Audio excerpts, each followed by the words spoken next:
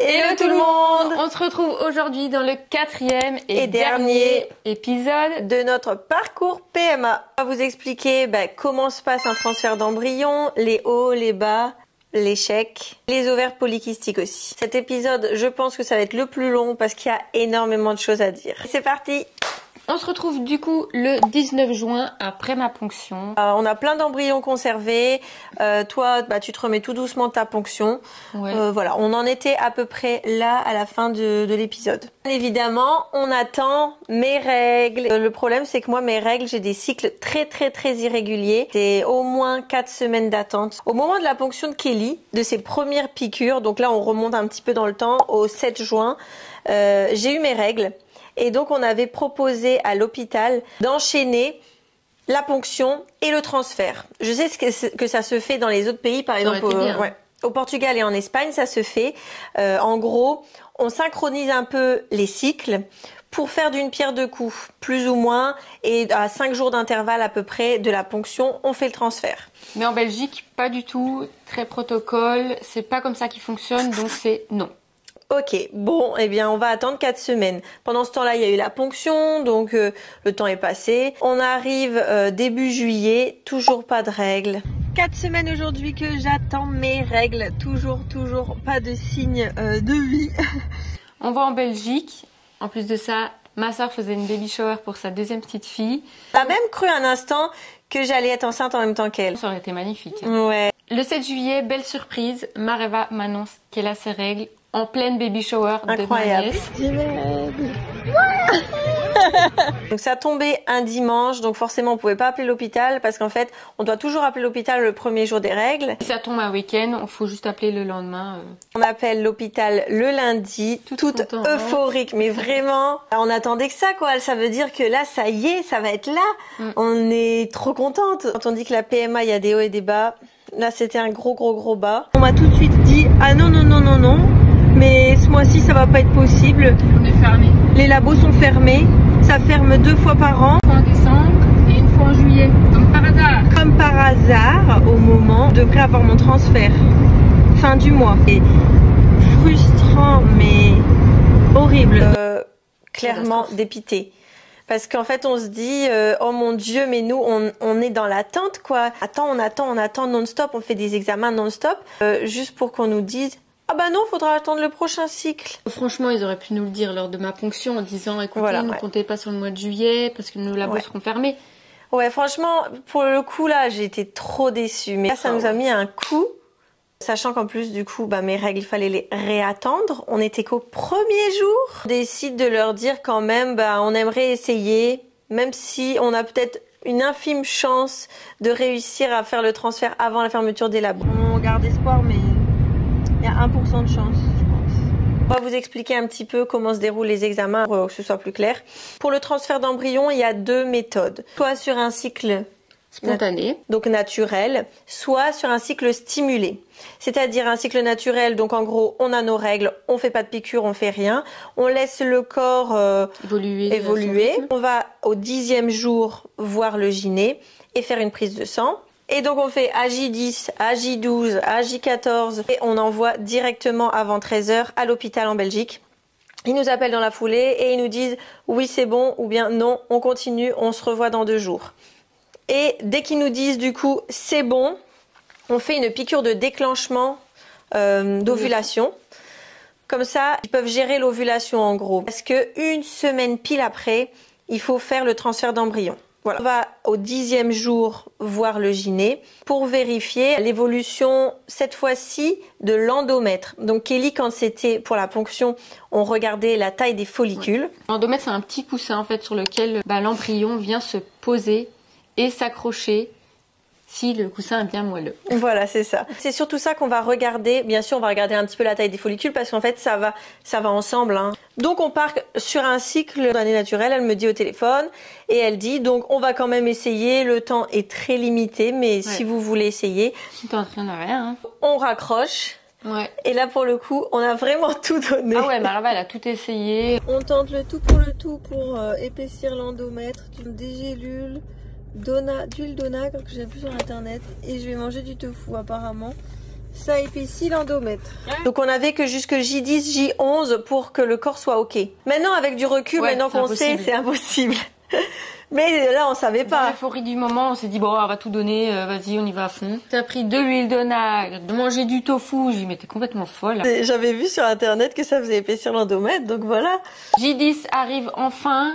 Et là, résultat des courses, l'endomètre ne faisait que 4 mm. C'était le début. C'était vraiment le début. Ouais. Il commençait seulement à s'épaissir, quoi. Donc pas grand-chose. Le gyné dit clairement, ça sert à rien. Et en plus, vous avez les ovaires polykystiques, donc catastrophe. Polykystique, c'est-à-dire des sortes de kystes sur mes ovaires qui les empêchent d'ovuler, de grossir, de fonctionner normalement. Et donc, j'ai sûrement des cycles où j'ovule pas du tout. Donc, je lui dis ok, bon.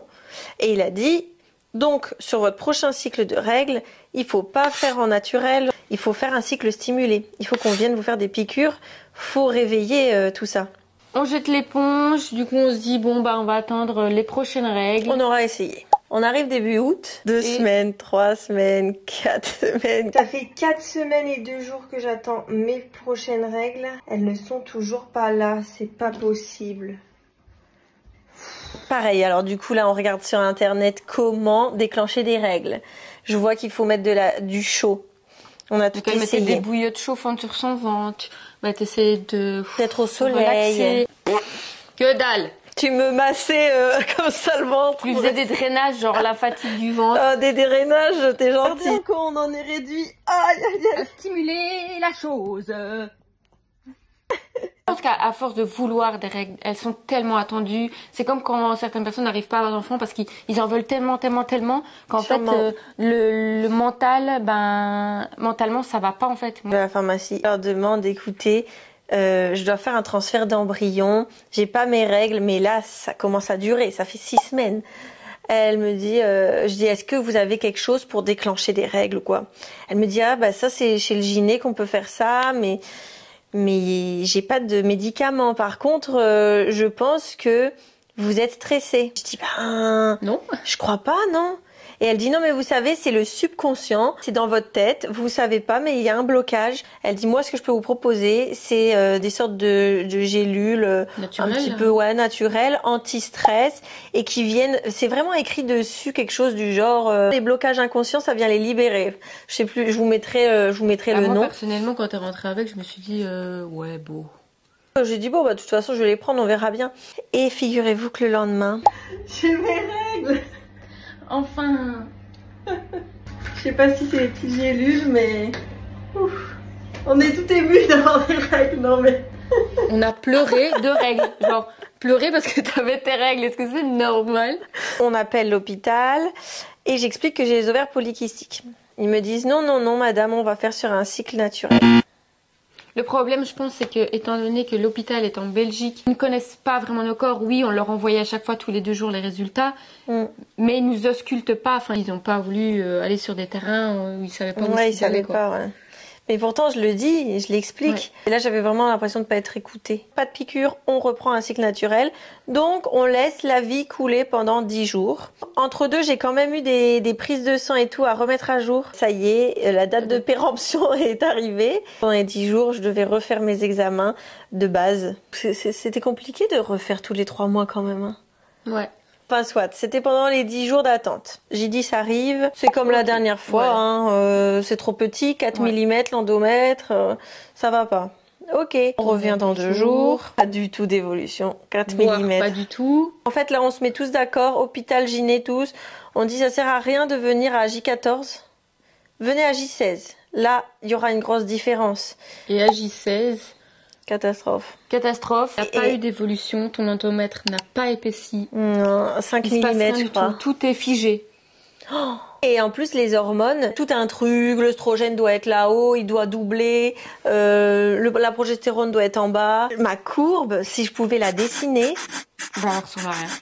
Il y a une hormone qui est en pic, qui devrait pas du tout être en pic. L'œstrogène, elle double pas du tout, elle triple pas du tout. Mon gyné me dit, c'est les ovaires polykystiques que je vous ai dit. Il tire la sonnette d'alarme, il dit, écoutez, si vous voulez que ça grossisse, va falloir venir stimuler à faire des piqûres parce que sinon vous n'allez jamais ovuler. Vous allez passer à côté de votre cycle. J'ai mal au ventre. Il a proposé de faire des piqûres pendant tout le week-end. J'attends de voir si l'hôpital est d'accord avec ça. Ça serait bien. L'hôpital n'a pas voulu. On est un peu tristounette. On était tellement triste. Je me suis dit, bah, pour ça peut pas faire de mal. Le gyné le dit. On l'a fait quand même. On l'a fait. T'as fait les piqûres pendant le week-end. Arrive à J19. Rendez-vous gynécologique. Et là, bingo! Regardez, mon endomètre fait 7,8. Tout a bien grossi. Je suis trop contente. Ah, ça a marché, c'est pas vrai. On doit encore attendre 2 jours parce qu'ils estiment que c'est pas encore assez épais. Pas de problème. On arrive du coup le 11 septembre. Donc là, on est à J21. C'est énorme. 11 septembre. Ça y est, l'endomètre est prêt. Plus de 11 mm. Donc vous voyez, on était loin du compte. De base à 4 mm quoi. Le coussin est bien épais. L'hôpital nous a appelés. Et on fait le transfert mercredi prochain à 14h. Donc dans une semaine toute pile, ce sera fait. Waouh. Et aujourd'hui, vous allez faire votre piqûre de déclenchement. On était en vadrouille, comme à notre habitude. Zut, sur une aire d'autoroute, frein à main. Mais Marava m'a encore fait tout un cinéma, petite piqûre. Je vous laisse avec la vidéo. On va injecter tout ça. Ah, j'ai mal d'avance.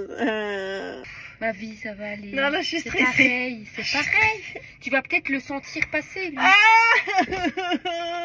Allez, tais-toi. Mais on a déjà fait, là. Attends. Ça fait quoi? Rien. J'aime pas du tout les piqûres, c'est une catastrophe. Non, mais vous... Oh, moi, je perds des patience. Hein. Mais oui, mais tu perds des patience, mais moi, j'aime pas. Parce que je savais que ça faisait pareil que les autres, et là, tu me faisais tout un cinéma. Le lendemain, je suis KO technique. Un peu comme toi, quand t'as fait ta dose avant la veille de la ponction. Je suis fatiguée. Mais ça va pas, quoi. Je pourrais dormir, là. J'étais KO, mais KO, on m'a perdu. Le décompte est lancé. J-5. À partir d'aujourd'hui, je dois mettre 3 fois par jour des ovules de progestérone. Il faut augmenter la progestérone, en fait, pour venir, pareil, épaissir un peu le petit coussinet. Il fallait en mettre toutes les 8 heures. Donc, 24 heures sur 24, en avoir une. Vraiment pas la partie de plaisir. Ça, c'était vraiment désagréable, ouais. Je vais pas vous faire de dessin, mais... On peut venir transférer des embryons qui ont plusieurs jours. À l'hôpital, ils transfèrent des embryons de 5 jours. Donc, c'est-à-dire qu'ils ont déjà 5 jours de vie. Il faut venir l'insérer au vrai moment, en fait. Donc, il faut que le corps soit... Prêt comme s'il avait déjà 5 jours le bébé dedans. Voilà, c'est ça. C'est très clair, c'est bien. J-3. Oui. J-2. Le 18 septembre. Jour J. On est tout excités. Ouais. On se dit, ça y est quoi, ça y est, le transfert est là. Alors, on arrive à l'hôpital, ils nous ont demandé de se changer. Une blouse, des chaussettes, une Charlotte. Voilà. Comment tu te sens, mon cœur? Ça va. J'ai trop hâte. Ils nous appellent, donc c'est une toute petite salle. Donc il y avait 2 dames très très gentilles, très très douces. Je m'installe juste à côté de Mareva, je lui tiens la main. C'est un peu comme une consultation gynécologique normale. Vient le moment où elle a tout mis, tout est ok au niveau de Mareva. Et là, elle fait appel à la personne qui est en labo, du coup, juste dans la pièce de l'autre côté, avec l'embryon au bout d'une grande aiguille très flasque, comme ça. Ouais, c'est ça. Hein, il y a des portes qui sont comme ça. Juste à côté de nous. Et il arrive comme ça, le gars. Là, vraiment, moi, il me manquait vraiment que la musique. Le truc. Ça faisait vraiment genre ça qu'il avait le Saint Graal au bout du truc là. C'est vrai hein. C'était très impressionnant. Ouais, à l'écho on voit, si on regarde bien, on voit qu'elle vient le mettre sur le petit coussinet du coup. Et on aurait dit un petit grain de riz comme ça à l'écho. Du coup on disait que c'était notre petit grain de riz. Ouais. Et ça y est, plein d'émotions. Hein. Enfin moi je me mets limite à pleurer là, derrière mon masque comme ça. Marva qui me regarde, elle se dit oh non je vais pas pleurer. Du coup elle tourne sa tête. C'est fait. Ça s'est super bien passé. Très gentil, très gentil. Franchement ça va.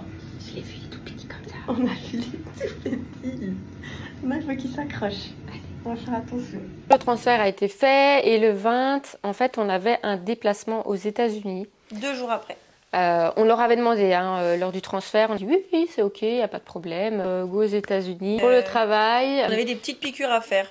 En fait, c'est des micro-piqûres. On était dans l'avion, il y avait des gens à côté de nous, ils ont dû se dire qu'est-ce qu'ils foutent ceux-là. Une autre petite piqûre arrivée à l'hôtel. Après, c'était tout.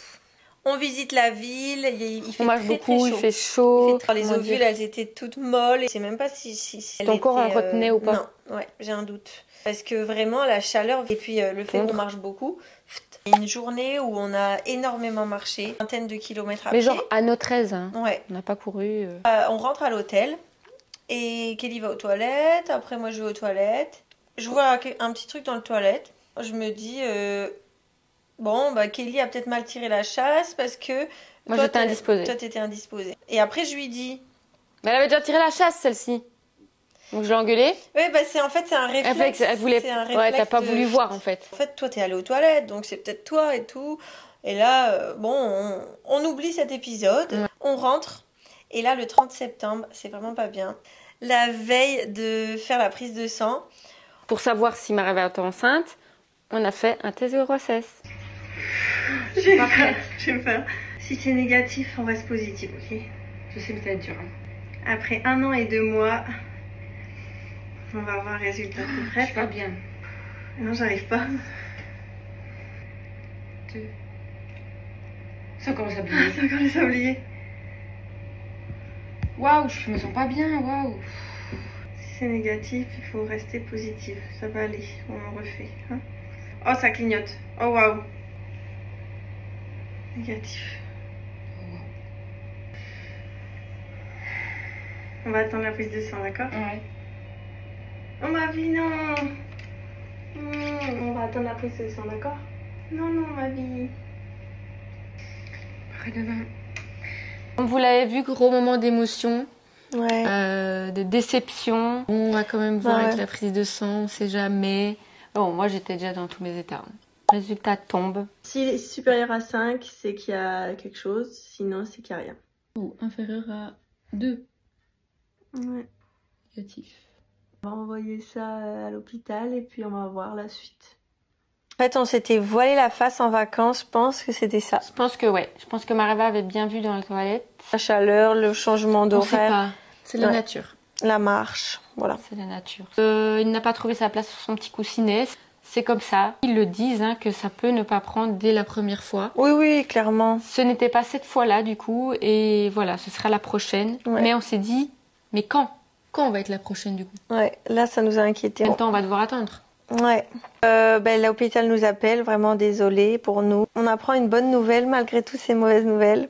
C'est ça, je pense, qui nous a fait reprendre quand même vite. Ouais, de ouf. Ils nous disent... Vous voulez le refaire au prochain cycle?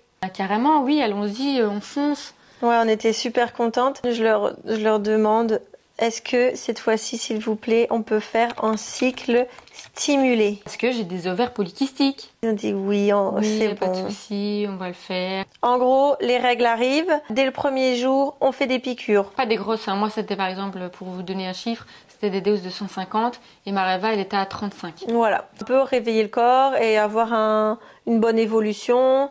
Et après, pareil, dès que c'est ok, on déclenche l'ovulation. Et après, pareil, une semaine après, c'est le transfert. Ouais. On arrive le 12 octobre, Maréva a ses règles. Alléluia! Trop bien. On n'avait pas fait un traumatisme comme la dernière fois, ça va? Non, là ça va. Ce premier jour de règles signifie les premières piqûres. Voilà. Donc tous les soirs, c'est la petite piqûre du soir. Ouais. Et cette fois-ci, on était beaucoup moins stressés, beaucoup moins carrés. On était vachement détendus pour cette deuxième fois. Ouais. À partir du 10e jour, pareil, on refait les examens tous les 2 jours. Ouais. C'est ok, on voit que la stimulation permet aux ovaires d'évoluer et l'endomètre de s'épaissir. Les hormones, vraiment, ils vont dans le bon sens, pas comme la première fois. Ouais. J10, J12, J14, J16. Arrive J18, on est un peu inquiète. Le temps est serré, parce qu'il faut savoir qu'on avait organisé Halloween à Londres avec des amis. Et là, on s'est dit, mais les calculs sont pas bons. On commence à se rapprocher vraiment de la date du séjour. Sauf que c'est nous qui avons organisé. On ne peut pas dire, les amis, on annule. Tout était réservé, tout était payé. On avait réservé Londres du 30 au 2. Donc là, si mon corps était ok, c'était parfait. Le 30, il y avait le transfert et on partait. Si mon corps était pas bon, là, c'était la catastrophe. Parce qu'on tombait en plein dans le week-end à Londres. Donc là, il dit ça évolue bien, tout est ok, mais on va encore attendre 2 jours. Là-bas, c'était foutu. Je sais pas comment on va faire. On est à J18, donc en plus de ça, on doit continuer les piqûres, sauf que Kelly partait en Belgique. Je devais me faire toute seule les piqûres, mais ça, c'est impossible. Impossible, mais ça va aller impossible. tout seul, tu te piques. Oh. Non, j'arrive pas. Ma prothésiste ongulaire, c'était la seule qui était au courant. J'ai dû lui dire, excuse-moi Faustine, est-ce que s'il te plaît, tu veux bien faire ma piqûre? Heureusement, elle a dit oui. Elle a dit oui, bien sûr, pas de problème. Elle me fait celle du lendemain aussi. Arrive J20, le corps est prêt, donc je suis super contente. Je suis toute seule, Kelly est pas là. Et je suis tiraillée parce que cette journée était un calvaire. En fait, il y avait Nono qui était avec toi, qui était avec moi toute la journée. Alors que tu avais des rendez-vous, prise de sang, écho. Je voyais l'hôpital qui m'appelait et je me suis dit oh là là, je peux pas répondre. Et l'hôpital faisait que m'appeler pour me dire que oui, c'est bon, c'est ok, vous pouvez faire ce soir le déclenchement. Pour mes rendez-vous du matin, j'ai dû mentir et tout. Mon Dieu. Et elle ne l'arrêtait pas de me dire mais on n'irait pas dans une autre ville à côté se promener et tout ça. Et je devais lui trouver des excuses parce qu'à 18h pétante, je devais être chez Faustine pour faire sa piqûre de déclenchement. Ce jour-là, je me suis dit non. Voilà, j'ai trouvé une énième excuse pour dire que je devais aller chez ma prothésiste ongulaire. Elle m'a acheté des vêtements et elle les veut ce soir à 18h. Nono, elle me dit ce soir à 18h, on peut pas aller lui déposer maintenant. Je dis bah non, on peut pas. Là, elle veut vraiment à 18h. Ah là là. Ah, quelle horreur. Je me gare beaucoup plus loin que chez ma prothésiste ongulaire. Ma sauveuse est là. Mission accomplie. Sauf que je tiens quand même à dire que t'as oublié le sac de vêtements dans la voiture. Oui. J'avais dit que je devais lui ramener des vêtements de mon magasin. J'ai oublié le sac. Nono, elle s'est même pas dit pourquoi elle parle les mains vides. Bon voilà quoi, c'est mes amis, ils sont pas compliqués. Donc la journée s'est très bien terminée. J'étais très contente. Merci Faustine. Donc c'était officiel pour Mareva. Une semaine après, il fallait qu'on soit à l'hôpital. Et ça tombait quand? Le 1er novembre. Et nous rentrons le 2 novembre de Londres. On cherche aéroport, train, pour pouvoir rentrer plus tôt sans déranger nos amis. Ouais, et impossible de trouver. Franchement, impossible. C'était hors de prix. Et puis en plus, il fallait trouver une excuse. Ouais, pour qu'ils comprennent qu'en fait on doit partir. C'était quelque chose de très important, mais en même temps qui valent la peine de se déplacer et de quitter un jour avant. On leur a fait un énorme mensonge. On a dit voilà qu'on avait eu un gros contrat. On va aller à Bruxelles. Ça s'est passé. Parfait. Et donc pour rentrer, on a décidé au final de prendre un avion. Je vous laisse un peu avec l'image. On était maquillés, déguisés, pleines de sang. Le 31 dans un parc d'attractions qui était à 3 heures de route de notre Airbnb. On est rentré à 1h du matin, toujours avec des têtes de folle. Se réveille à 3h45, donc pas dormi quoi. Et nos amis ont dû nous conduire à l'aéroport à 45 minutes. Heureusement, ils n'ont pas posé 50 milliards de questions et qu'on avait trouvé une bonne excuse, mais c'est compliqué. La semaine avant, on avait fait un aller-retour à Bruxelles pour déposer notre voiture. Ils nous attendaient dans un parking près de l'aéroport. Il fallait aller jusque Liège en voiture. On avait 1 heure de route. Arrivé sur place, tant bien que mal. Enfin, alléluia, délivrance. Nous y sommes. En plus, aujourd'hui, c'est férié. Donc, il n'y a personne. On est bien là, au rendez-vous. Incroyable. 2 pieds fermes. Comme la première fois, on est dans le petit sas. Le transfert ça se passe super bien. Je me souviendrai toujours, le gars qui est venu avec l'embryon, il a dit celui-là, c'est un bel embryon et c'est un champion. Par de là, avec le smile, c'est bon. Qu'est-ce que c'est que cette mascarade? Ça y est, bien rentré. On n'a fait que mentir à tout le monde. C'est horrible. Pardon. On a décidé de rester calme pendant les 15 prochains jours. On a dit on ne fout strictement rien. Cette fois-ci, on a bien entendu le jour. Les 15 jours. C'était le 15 novembre. Et là, c'est le moment. Elle est vraiment d'une humeur exécrable. J'ai peur. Si ça marche pas, je sais pas. Là, franchement, je suis restée allongée. J'ai pas beaucoup fait d'efforts. Toutes les bonnes conditions étaient réunies en vrai. Prête? Ouais.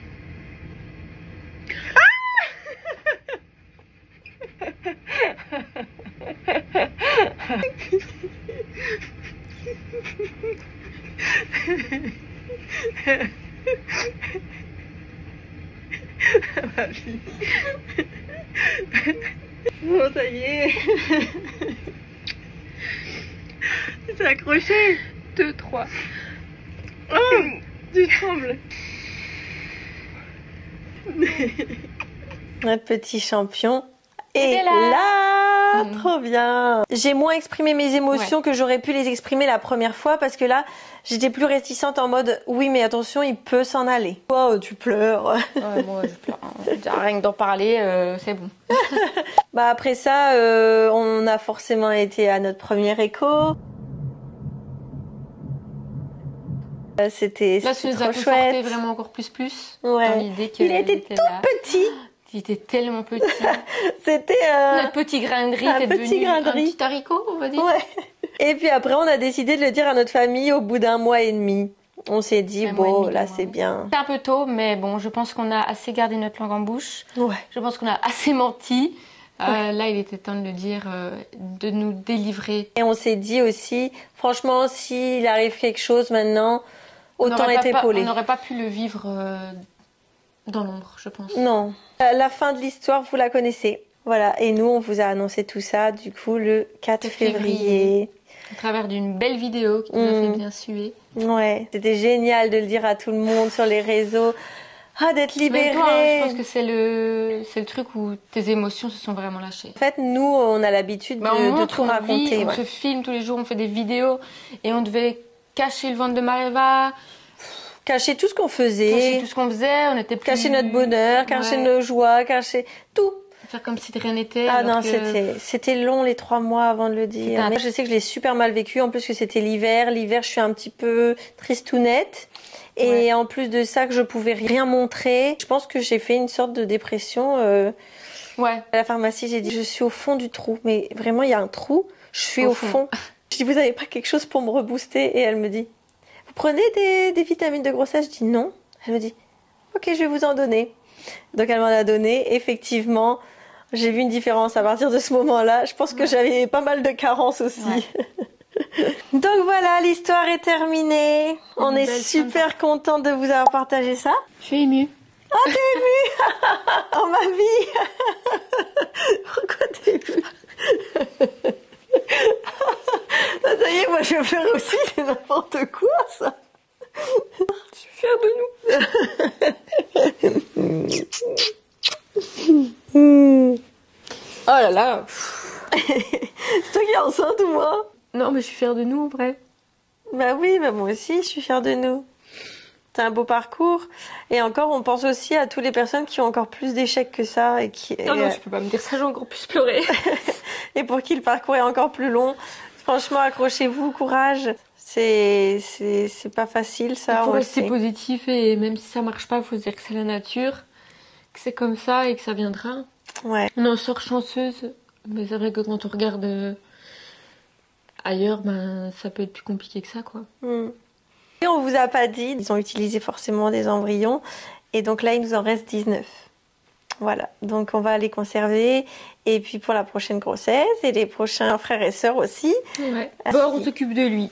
D'abord, on s'occupe de lui, voilà, c'est ça. Merci infiniment d'avoir regardé les vidéos. Il y aura une prochaine et dernière, ça sera une FAQ. Il y a des questions auxquelles on n'a pas abordé dans le parcours PMA parce que ça n'avait pas sa place là. Et on répondra à toutes ces questions dans une prochaine vidéo, sans problème.